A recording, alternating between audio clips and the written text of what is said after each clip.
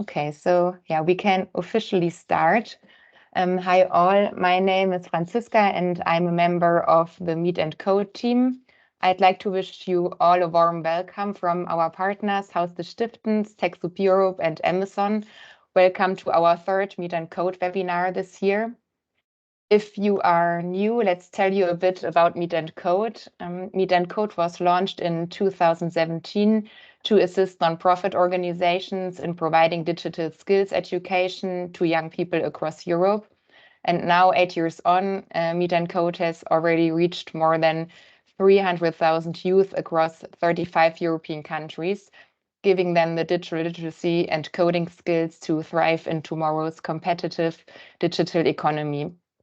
The initiative awards microgrants of 500 euros to local nonprofit organizations to facilitate the digital skills workshops they deliver. Why have we launched the Meet and Code webinars?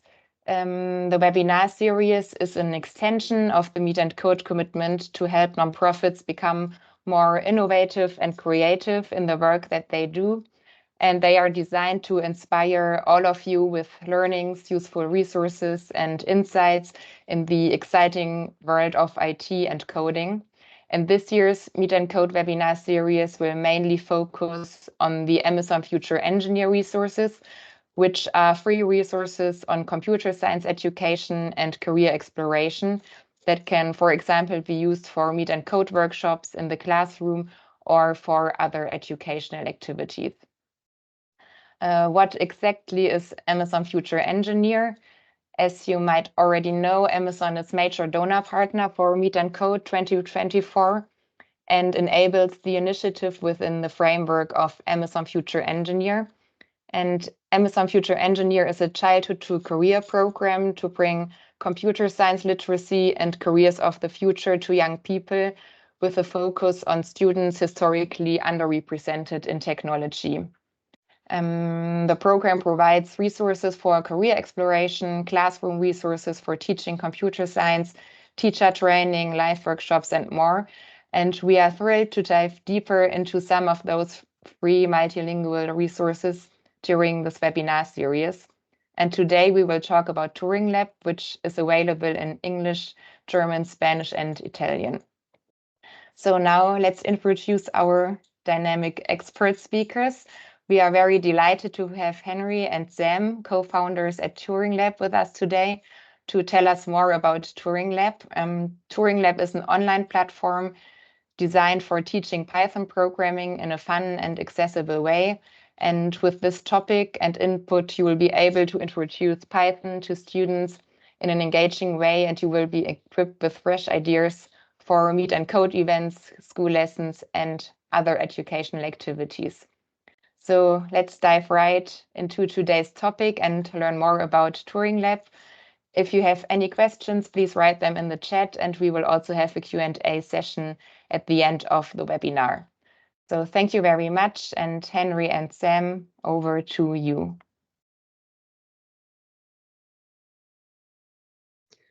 Amazing. Can you see my screen and hear me, or see me at least? We can see you, but not your screen. Okay, no, that's fine. Just me is fine. Yeah, thank you for introduction, and also just thank you everyone for joining. I think we've got people signed up from over 15 countries. So yeah, a real honor to speak to you all today and share what we've been working on for the last 10 years or so. So me and Sam founded Turinglab when we were at university, and we started off just volunteering to teach kids coding and really loved it, and then grew that through the university and did a lot of teaching, but also started making content ourselves and a platform that we initially just used ourselves. But over the years, we realized actually we could have a much wider impact if we stopped just teaching ourselves and actually shared what we'd built with other teachers. So we started to do that at first just in the UK, but in the last couple of years, we've expanded through this amazing program, Amazon Future Engineer. And like Franzi said, we're now based in UK, but also Germany, Spain, and Italy. And our materials have been translated into those languages. And yeah, we're really excited to share what we've been building with you today. I don't know if there's anything else you want to add, Sam. Otherwise, I'll just jump into a demo of our product. You're muted.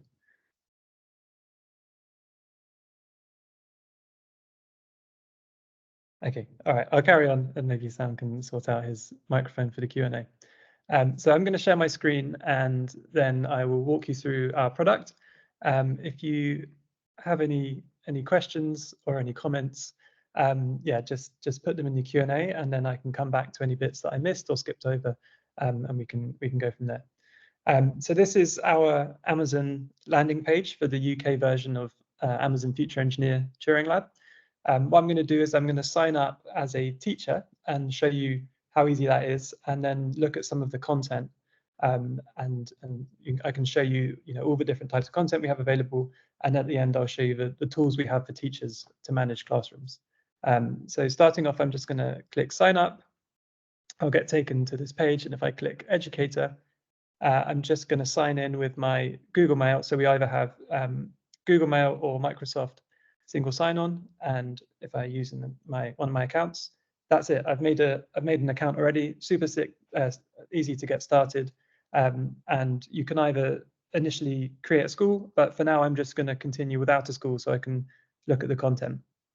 Okay, so once I've signed up, I get taken to this content page. So we've got two main streams of content.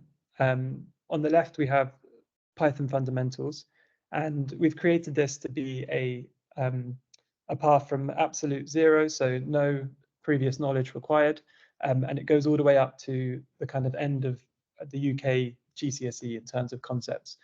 So that's quite a breadth of content. There's quite a lot there, and it's perfect for school settings and classrooms. On the right-hand side, we have these more short creative courses that we've created that work really well in extracurricular settings and after-school clubs, perfect for workshops, hackathons. These are generally shorter than Python fundamentals, so you can fit them into one-off sessions or 1 or 2 sessions, and they have really great creative outputs that really engage students. So kind of two types of content.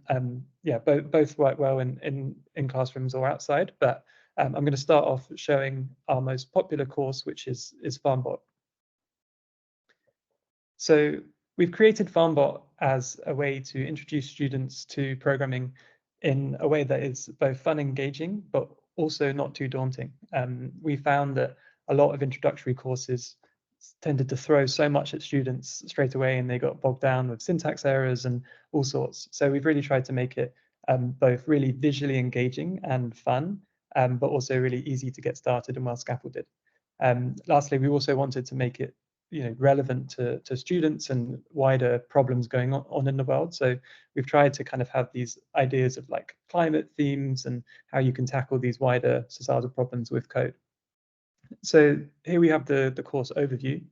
The first lesson, if I was to look at the learning objectives of a teacher, you can see it really does start from the basics. So understanding what is meant by a command, what's a computer program, what's a text editor where we write our code. And we can also use our first command to get the robot to move forward. If I contrast that with some of the later content, if I scroll down to the end of the course and look at the last lesson that the students would do, we can see that actually we build up to quite more advanced concepts. So this is all about understanding loops and iteration in Python, and how to use loops and how to actually write an algorithm using loops to make your code more succinct. So yeah, quite starting off gradually, but then working up to quite advanced concepts. So I'm just going to go in and start now, so you can see what the content is like. So we call these slides. So this is the first slide in the lesson. And here we just situate, what is this course about, and talk about the wider context. So we talk about how farming robots help to minimize waste, maximize efficiency of land, and reduce carbon emissions. So really try to get students engaged on a level of, why should I care about this? Why is coding going to impact the world? But we also want to dive straight into actually doing some coding. So the next thing students would do after reading about what even is a command and what's a computer program, we actually get them to code quite early on. So we believe that you should not have to face really difficult syntax errors like the first time you start coding. So we start off using block-based programming. It's a bit like Scratch or Blockly if you've used those before. So here I can click on the move forward command, and I can run it. great. Hopefully I get some points. I don't know if you can see this. There we go. I just got 5 points. We get that immediate feedback. All of our courses are automatically marked. So students, when they're working through at their own pace, they don't need to wait for anyone to check their work. It's just right there and then said, great, you got that right. And yeah, we like to have these gamification features of getting points so they can really feel like they're building momentum and making, getting those small wins quickly. Cool. So I just did my first programming exercise. Let's go on to the next page. So I get some more feedback, and then just to reiterate, okay, so I wrote my first computer program. We sometimes sprinkle these extra bits of information in throughout the course just to give some wider context or trivia. So as well as doing the coding challenges and we have the text, we also have multiple choice questions. So this one's what is a command. So because I'm a teacher, I actually can cheat, and I've got this nice show solution button, so I don't need to get it wrong. But if I did, a student, would get some feedback, and then you can try again.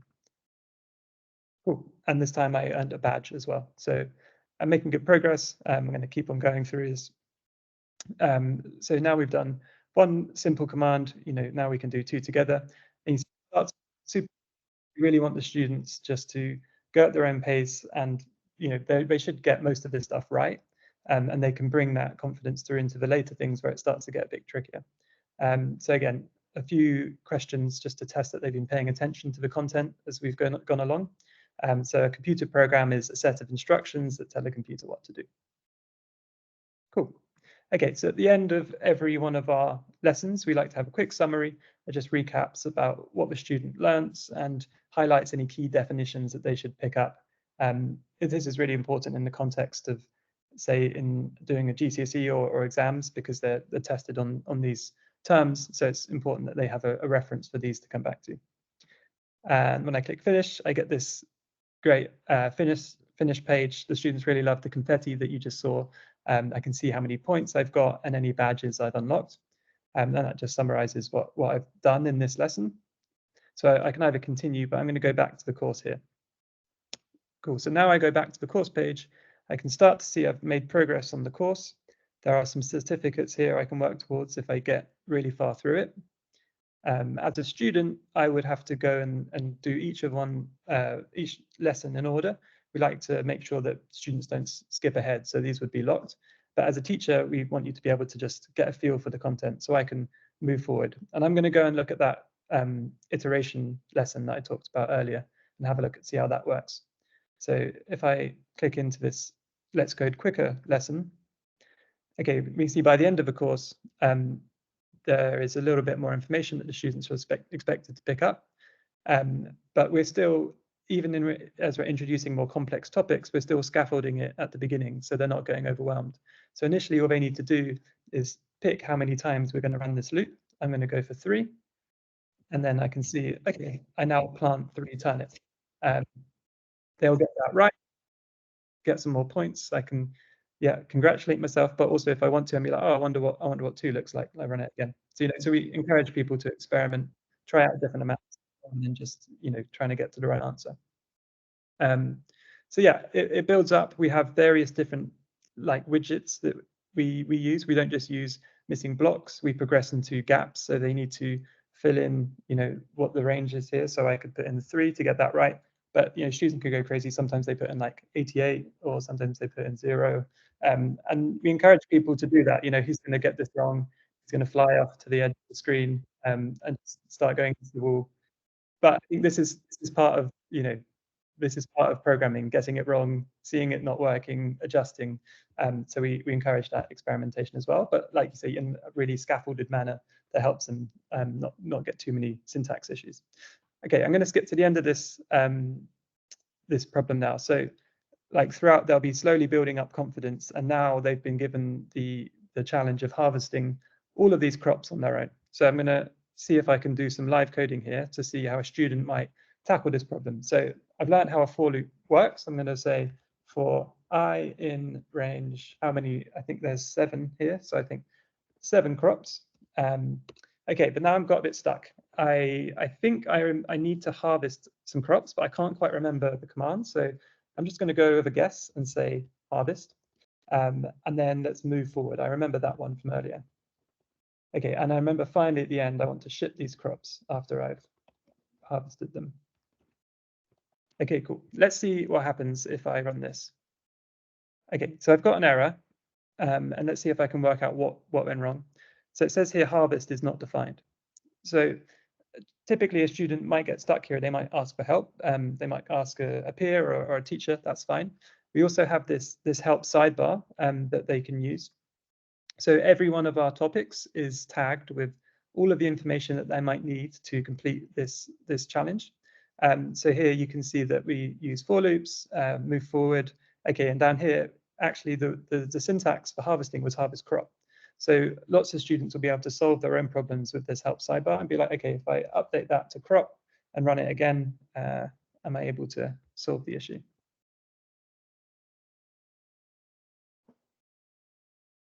Cool. So he's doing all of his harvesting. He's got 7 aubergines. Looks like that fixed my code. And great, I was able to progress and finish these topics. And I've delivered 7 aubergines. Okay, so that was like a quick sort of pass over the main features of Farmbot. It's probably my favorite course that we've made. Like it's super engaging. It's a great place to start all your students. And it's a really accessible way to get people programming. I think once they've had a go doing that, they have lots of other interesting content to look at. So now I want to show you one of our creative courses. So this is the AI comic book course we created. So we made this specifically for the Hour of Code initiative in December. And the nice thing about these creative courses is that we have lots of amazing projects that I can show you. So if I go to the projects tab, these are some projects that students all across Europe and wider have been making. So this course is how can we use diffusion models and artificial intelligence to generate images, and then how can we use code to arrange these on a screen and add some text and add a title to make a comic book. So as you can see, it's much more creative than the Farmbot. They're able to make their own output, make their own comics, and you get some really amazing just creations from students. Really, it really impresses me to see all of the humor they put into things, and their use of different imagery is just one of the most rewarding parts of what I do is making stuff, putting it out there, but then getting to see all of the amazing work that students produce. So yeah, I encourage you to go and have a look at all the wacky and wonderful projects that students make. I'll just show you like how exactly the course works and how it gets them to the point where they're able to make that type of content. So we've got an introduction to how to make some graphics. I think the interesting part is this prompt engineering section. So if I click start, you'll recognize the layout from Farmbot. It's a similar way that we introduce concepts. So we have some learning objectives here, and then we like to get straight into doing some coding. So we made this widget as a drop down to choose different options. This was really important for using a diffusion model because obviously if we have students just entering in whatever text they feel like, we could be getting some images that we don't want them to see. So we had to kind of slightly limit all the different options they can choose, but still give them enough to feel like they can be creative. So if I say, okay, my prompt is a cat, if I have this scaffolded code to generate the image, cool, I can see a cat, and I can change that to see the different ones. As they progress through this course, they will do some multiple choice questions, but they will also get to make more complex prompts. So here I can change the color and also a cat or a dog. And we introduced the concept of the seed to get different variations of images they could make. So this is good, and they keep building up more understanding of how these prompts impact the output. But by the end, we have these quite complex prompts. I'm just going to fill in these steps here so I can show you what kind of projects they can make. So I need to put a background in. Let's make it a bit blue, 200, and then it'd be like a dog's life, let's call it. Cool. So my prompt is going to be a pencil drawing of a dog, and it's going to be, let's say, reading a book, and I need to give it a seed. Okay, so if I run that, I've already got this output, which I quite like, but we encourage students to be creative. And again, this is another way that we can really engage them is just through experimentation. Like students love seeing like, okay, that's cool, it's a pencil drawing, but what about a photograph, right? Or what about, you know, a cubist painting? And I think this is a nice way to start showing both the power of large language models and AI, but also some of the limitations as well. I mean, if you play with this enough, you kind of see that actually, like, you know, the prompts don't always match up with the images, or maybe the dog has, you know, 7 feet instead of 2. So it can start to provoke wider conversations around, you know, what are the strengths of AI and LLMs and diffusion models, but also where are the limits as well. But yeah, so this is a really, really fun course to do with students, and it doesn't require a lot of programming knowledge, but they get to build up to making some really fun outputs. And also it's really current, like lots of students are asking questions about AI. They want to know how it works. So this is a really good course for you know, getting them to understand that. The structure of the course is also such that it starts off getting them to a point where they can make something very quickly with this AI comic book. But later on in the course, if there's time, we actually have these deep dives where we really show students how these models work underneath. So like, I think with a lot of AI, it's kind of seen as this mysterious black box where students are not really sure what's going on, but we're actually trying to demystify some of that and get students to understand the underlying principles so that it's not this mysterious thing, but they actually understand how it makes, you know, these images, as well as using them to make great creative output. Cool. So I've got a couple more courses I want to share with you. So if I go back to content, one of our earliest ones that we made was this creative Python course. So we use a lot of this library called processing, which we think is a really great way to allow students to create interesting graphics like art, animations, and games, but in, again, like quite an accessible way that is easy for them to do. So again, I'll go through a couple of these bits of content so you can see how this works. So I'll start off just the first one. So here we've got a slide with different sections. We try to not give too much text in one go to students, so it breaks it up a bit. So this course, we're going to be making some images, maybe an animation, or even a game like Flappy Bird. Cool, so let's get started. So this is an introduction to processing. It's talking about what I can do with processing and making graphics, and how we can use processing to make animations as well. And again, we try to not have too much background theory, like 1 or 2 slides maximum, and then we get into actually doing some coding. So how do I use processing? Well, one of the first things I need to do using processing is make a background, and that will be you know, the basis for my art or my game. So I started off with blocks, and again, that scaffolded incremental approach means that next we're going to get them to type it out themselves. And you know, they might need to go back and look that up if they misspell it, but I think that's fine. We kind of want to build confidence over time. So we encourage students to go back and forth if they need to. And then there's a few more commands. So here's how you make a different size canvas. So asking me to make one that's 400 pixels wide. And then lastly, one that's 300 high. So again, I need to type this out. Okay, so if I finish this off, I get my points and I can go back to the course. I want to show one more thing later on, which is a tutorial. So this is another type of content we have. And I think it's quite important when we're doing creative work to have, we can't launch straight into just giving students complete free rein to say, you know, go and make whatever you want, because a lot of the time they'll get stuck. They'll have ideas, but they won't be able to translate those ideas from their brain into code. They don't know how to make that jump. So the way that we solve that is we first start with things like tutorials, which are very prescriptive. It's a set of steps that they have to follow quite rigidly. It's not that creative, but what it does is it then shows them how to use the tools and gives them ideas so that they can then next time be creative and they can build on what they've learned in this very structured approach. So here's a tutorial for how to draw a house. It uses some of the commands we just learned about. So the first thing I need to do is use size to set it to be 400 by 400. Let's do that. Okay, so on the right, I've got my output here. I've got that right. If I go to the next step, okay, so let's add a background. Now, I can't quite remember my red, green, and blue. So let's say it's maybe 200, 10, 100, and 100. Let's see what that looks like. Okay, so I've got this quite nice color here, but as I was saying, this is quite a specific tutorial, we want them to follow instructions. So it says, make sure your background uses the main color as blue. So I think I must have got that wrong. And if I put more blue in it, maybe I can get that right. Okay, great. So next I'm going to make a rectangle. So if I use a rectangle, I need to give it a width and a height. So it's 100, 100, let's just say, and position it at 50, 50. And let's see what that looks like. Okay, it's a bit small, but it looks all right. I'll do a couple more steps of this so you can see how we kind of guide students to the right answer. So I've got a challenge here to put it in this spot and make it a certain width. So I know if I put these last two as 200, 200, that should be good.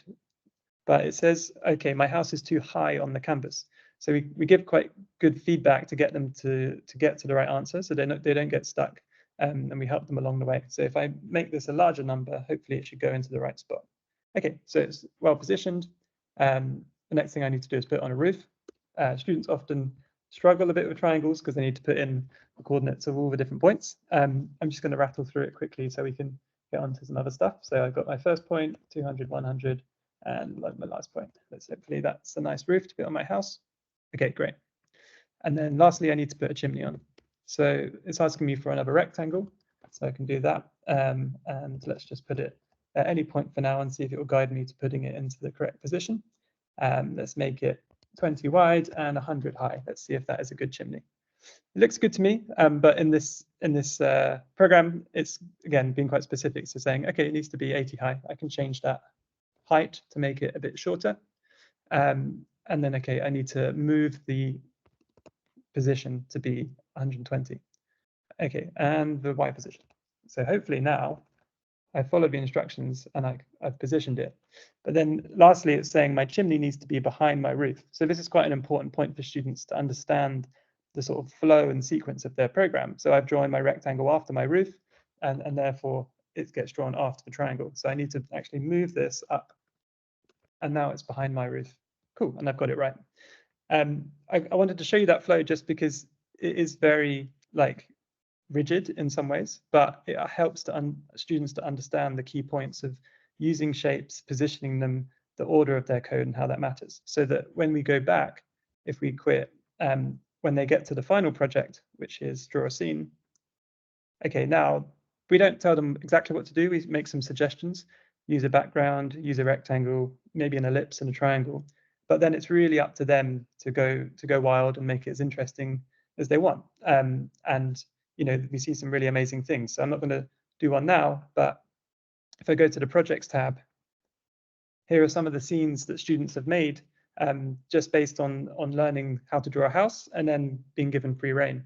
So as you can see, they've either extended their house to be really amazing, or they've gone wild and they've made rockets and outer space themed ones. I love this cat/fish, like a mercat, or some amazing houses, aliens in space. So again, I think it's really inspiring to see how far they can take some simple ideas like drawing shapes and graphics to the screen, and then they really get to make it their own. So yeah, so I think that project works really well.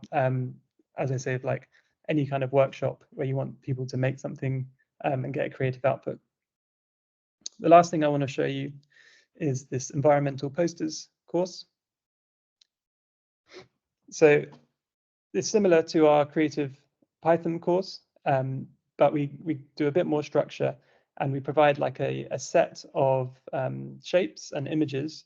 So we've got like the earth, we've got a plane, some buildings, and we show students how to draw these to the screen, how to change their color and size. And then we're encouraging them to make a poster to raise awareness about climate change, and maybe draw attention to flying less or using your bike more. And I'll go through some of the projects that students have made. And again, we see some real mixture of people making some good posters about keeping forests safe, or again some more humor, people asking not to ruin my potatoes or stop driving on skyscrapers. Like there's a real range of projects that students have made. And again, it doesn't take long to get to this point. You can probably in an hour's lesson, you can get students making stuff like this. So it's a really great way to not only engage them with with how to code, but also how to think more broadly about using code for tackling, wider problems that we face in society. Great. So that's a summary of some, but not all of the content that we have on offer. I would encourage you to go and check it out, see what you think, use it with your students. We've got lots more in the Python Fundamentals series, and we've got a few more creative courses. So yeah, that's a summary of the content. And now I want to show you some of the tools that you'd have as a teacher. So if you would go to the school tab as a teacher, I've not created a school yet, but I've got this demo class that I can look at. So if you were to create a class, it would look a bit like this. And in this demo class, I've got 3 students, Alan Turing, Mary Jackson, Ada Lovelace. From here, I can see when they've just logged in, Alan quite recently, these 2 a while ago, I can see if they've done much work. So higher XP would correlate with more time coding and more challenges solved. From here, I can also look at this progress table, which is really handy for keeping track of where my students are at, how far they've got through a course and where they might be struggling. So I've only assigned Farmbot to this class. I can see that Mary Jackson has done the most. She's got about halfway through. She's got 100% on the quiz, which is great, and she's done the challenge. Whereas Alan Turing's done pretty well, but he's only got 70% on that quiz. So I could actually click into that and see, okay, questions 3 and 4 and 10 he struggled with. If you're a teacher and you do need to actually really keep track of how your students are doing and really help them progress, this is a really useful tool for seeing where common misconceptions are, where students get stuck, and also finding those students who are really progressing really quickly and going well beyond everyone else, and rewarding those students as well. So this is a really useful tool, and we get a lot of great feedback from teachers about how useful they find this. And this is all free as part of the Amazon Future Engineer course. So as well as the progress table, and just lastly, I should say, if you have any kind of external tools that you need to use for reporting or just want to keep track of this information over time, you can download that as a CSV, and that will be emailed to you. And yeah, like I said, this is really useful if you're a teacher and you need to kind of upload that into any other programs. We also have a leaderboard. So this is a really, can be a really motivating feature for students. We don't show it to students because it can be quite divisive. So we show it to teachers and let them decide whether they want to use that to motivate their students or not. So we can see that at the moment, this is like the total XP of our students, and Mary Jackson's at the top. We also have other ways to look at it. So I see in the last week, we can see that Alan Turing is the only one who's done anything recently. So having different filters is a nice way to make sure we don't always have the same student right at the top. If you have, in the last week, someone's really done well, maybe you can use this to highlight their amazing work and showcase those students as well. So that is most of the school tools for teachers. What I'll do is just very quickly show you how easy it is to manage this. So this is all a demo school. If I wanted to join a school, I would just go set up new school. And if you're, depending on what country you're in, if you're in the UK, you can search for your school here. If you're not in the UK or your school's not there, you could just make one up. This is good as well if you're not actually a school, if you're just like a, Henry's Code Club or something, that's fine as well. You don't need a postcode, you should put anything in, example. And we have a few options here, but if you're not a school and you don't fit into that, you can just put other. Okay, so that's my school, looks just like the demo school. What I can do is I can create a class, and let's just call this demo class. And here I can also assign some content. And that's it. If I want my students to sign up, I have a code here. So it's 6 characters in uppercase, all letters. What teachers usually do is they either just email that to students or they put it up at the front of the class, and then students can use that when they sign up. They put that in, and then they automatically get added to the class in the school. That's really easy for you to manage your students. So yeah, I think that covers most of the platform, both the content and some of the teacher tools. And we've got some time now for some questions. So stop sharing and yeah, open it up if there's any questions or any bits you want me to go over. Thank you very much. That was very inspiring and interesting. And yeah, we have Henry and Sam with us a few minutes longer, so I'd like to open the platform for questions. Please type them into the chat or raise your hand. I think there was one comment before. I'm not sure whether you can read it, but regarding the explanation of the so-called alternative rules, that they are missing a good explanation. Do you have any comments on that? So there's no good what the so-called alternative rules are. Potentially that was relevant to a particular point in the talk that maybe I've forgotten which it exactly was. I think there's a clarification later on just there as well. Students whose English is not their first language. I think, I don't know if we mentioned, but the platform is open in English, German, Spanish, and Italian. So that should help some people. The difference between is dark and is dark specifically, I think, is in the Smart Cities course. Often there's a reference in the sidebar, so you can click on the help section of the sidebar, and that will have a specific explanation of what all the different functions do. So if students need to get some additional explanation, they can click into that help sidebar, and that will have the specific definitions of what those things do. And so hopefully that will help students when they're stuck between similar but not identical function calls. There's a question here.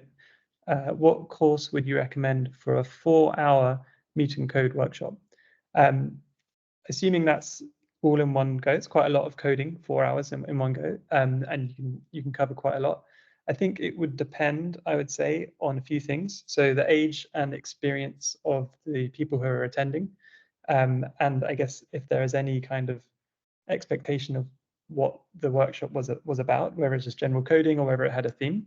But that being said, I would say doing Farmbot would be a good way to start everyone off. And it's like a really accessible way to get people coding. I think from there, once people have done a bit of coding, they've done some Python, I think one of the creative courses would be good, because I think if you're doing a workshop, you want students to come away with something at the end, having made something. So either like an AI comic book or these environment posters, like something like that, where you can get them towards being like, okay, I went to that course and I made this, and I can show people what I made, and I'm really proud of it. So I would say that you could probably combine the two. You could do some of the Python fundamentals and then do some of the creative projects. Which creative project you choose to do, I think it would depend on what you wanted the workshop to be about.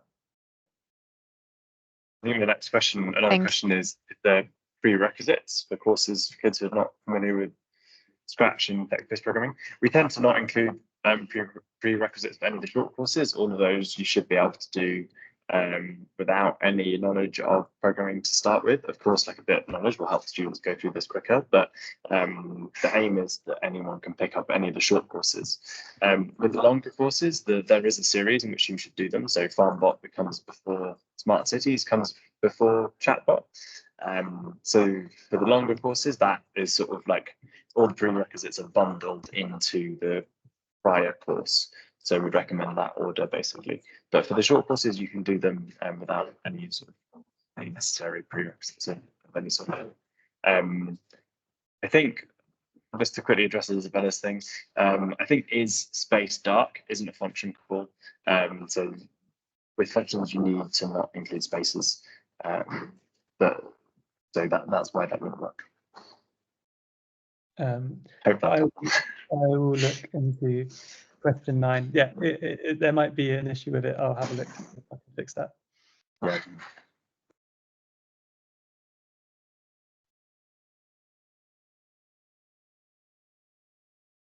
Thank you. Any further questions?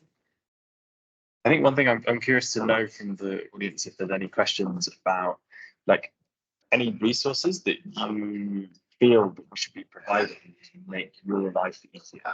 I think Henry showed we spent a long time trying to get the user experience of the platform so that it's really easy to get started, and you shouldn't need like additional like materials in PDF form or whatever. Like you should be able to just go on and start, and hopefully this introduction also really helps with that. But we're always interested to know, is there anything, having looked at the demo, do you think there's anything that we're missing that would help you guys more? So that's sort of like a question for the audience, I guess. You don't need to respond right now. You can also send us an email at info@turinglab.co.uk if you're shy. Or if you discover later. So really, really good. We're always open for good feedback. Maybe you can share the email address in the chat so that everybody can see it. I can't seem to type in the chat. Maybe that's another problem with my app. Maybe Hen, you can try that. Yeah. Thank you. All right. I think, yeah. I think there aren't any questions or feedback, but yeah, go on, Sam, if you still have questions for the audience. Both Henry and I are at the end of that info@turinglab.co.uk email address. So yeah, we'll try and answer questions if anything does arise. Hopefully it's all straightforward, and especially if you're going to one of the Amazon sites, it's all free. So there shouldn't be anything too difficult. But yeah, let us know if there is anything that we've missed, because like I said, we're always trying to improve that. So I think Dana is still typing. Maybe another question will be coming in soon. So let's still wait some seconds.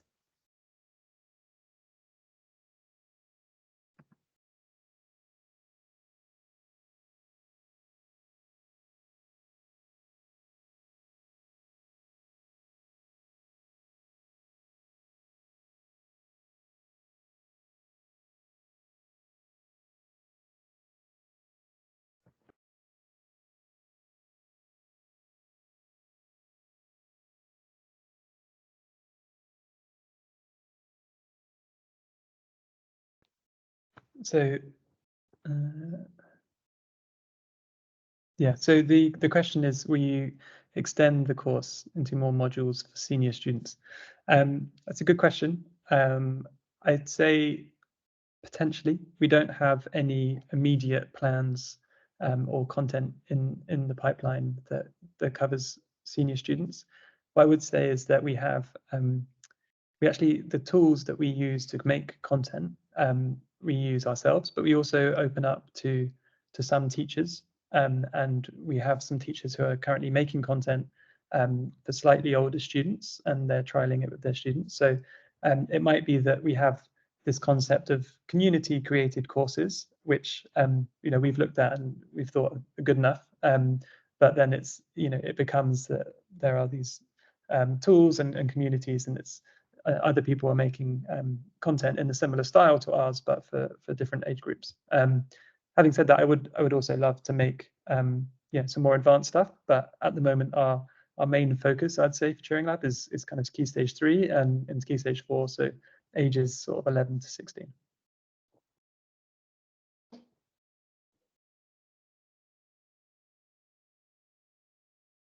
Thank you.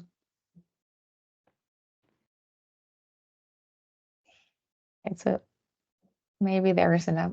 Okay, no, just a thank you. Okay, if there aren't any further questions, yeah, I would like to say thank you to you, Henry and Sam, and also to you, our Meet and Code audience, for your time and attention this afternoon. We have enjoyed hosting you, and we hope you will walk away feeling inspired and motivated. And we look forward to seeing you again at the next Meet and Code webinar, which takes place on 13th of June. Please have a look at our capacity building page for more information. And remember to check out the Meet and Code website, browse through the inspiration library, and follow us on social media. Thanks a lot, and have a nice afternoon. Thank you. I think Isabella's got one more comment. Okay, so let's wait.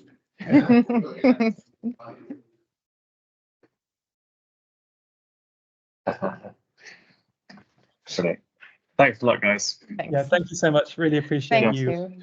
The Thank time. you. Hope you get to use the platform soon. Please send us an email if you try anything out and let us know what you think of it. But yeah, thanks for your time. Thank you. Thanks a lot. Take care.